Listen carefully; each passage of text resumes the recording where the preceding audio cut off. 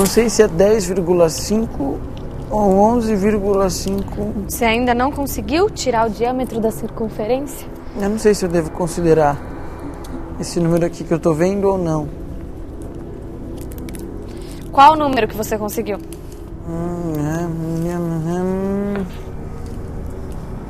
11,5. Calma, não tenha tanta certeza assim. Quando o assunto é medir, sempre estará presente alguma incerteza. Aliás, olha bem para a régua que você está segurando.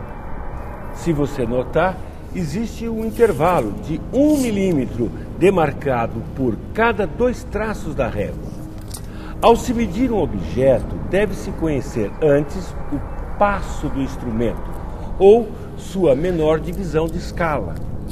Já o módulo da metade do passo é o desvio. E esse desvio que precisamos conhecer para efetuar uma medida realmente confiável. Então eu acho que eu fiz tudo errado, né? Não, claro que não. Quando estava chegando, eu vi que você fazia cuidadosamente a medida da peça. Aliás, medir envolve atenção, conhecimento e habilidade. No entanto, sua resposta está incompleta e é possível que você viesse a cometer um erro de paralaxe. A régua deveria estar diretamente colocada sobre o objeto a medir. Aliás, medir é comparar uma grandeza em relação a um padrão de medida. E para comparar, é preciso ter muito cuidado. Na vida não é assim? E como é isso? Ora, para que possamos obter a medida confiável de uma grandeza, nós precisamos saber a margem de erro com a qual estamos lidando. Você pode imaginar se dentro da turbina de um avião ou no cilindro que envolve o pistão do motor de um carro, se ali existisse uma peça construída sem a precisão, um rigor de controle de medida. Olha, gente, literalmente haveria uma tragédia. Por isso, além do valor principal da medida da grandeza, também devemos informar o desvio. No caso da régua, como o passo é igual a 1 milímetro, o desvio será metade desse valor, 0,5 milímetros, para mais ou para menos. Então o valor da grandeza é 11 milímetros, mais ou menos 0,5 milímetro. Claro. Muito bem, mas você saberia me dizer o que isso representa na prática? Na prática, isso quer dizer que o verdadeiro valor está entre 10,5 e 11,5. Precisamente. Veja que há uma incerteza na medida efetuada. E por isso, não se pode dizer ao certo qual o valor verdadeiro, como você mesmo afirmou.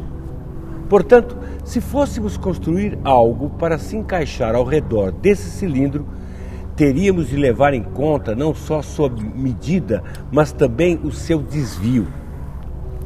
Agora que eu entendi a dificuldade que é para montar uma simples bicicleta. Porque outro dia eu li num artigo que as peças vinham da China, o guidão vinha do Japão, o aro vinha da Alemanha, depois tudo chegava no Brasil para ser montado.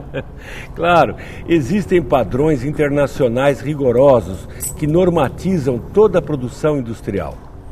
Instrumentos de alta precisão que envolvem medidas com a luz do laser, microscópios de tunelamento, capaz de medir o comprimento de um filamento de DNA ou coisas ainda menores e tantos outros.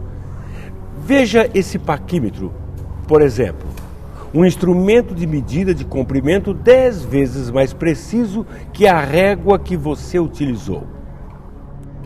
Eu estava tentando medir essa mesma peça com ele e eu percebi que era mais preciso mesmo, porque ele tem essa tal de escala móvel aqui. O nônio. O nônio, isso, esse tal de nônio. Com ele a gente consegue medir até os centésimos de milímetros, ó. É isso mesmo. O nônio é um dispositivo capaz de dividir a 10ª parte de 1 milímetro em 10 partes. Por isso se chega a uma medida ainda mais precisa da peça, da ordem de centésimos de milímetro. Mas seja uma régua, um paquímetro ou qualquer outro instrumento de medida, Uma coisa é certa: a incerteza.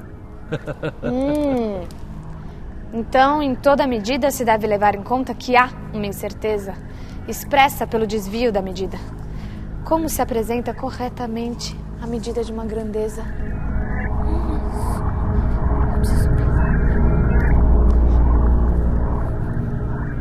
Lá vai. O resultado de uma medida M e uma grandeza G deve ser acrescido de seu desvio e apresentado em notação científica. E tem mais, no caso aí dos seus instrumentos e das suas medidas, dos objetos, todos os algarismos que você obteve são significativos e dizem algo para você, viu, Kleber? Exceto que o último é incerto, pois você não tem certeza nenhuma a respeito dele.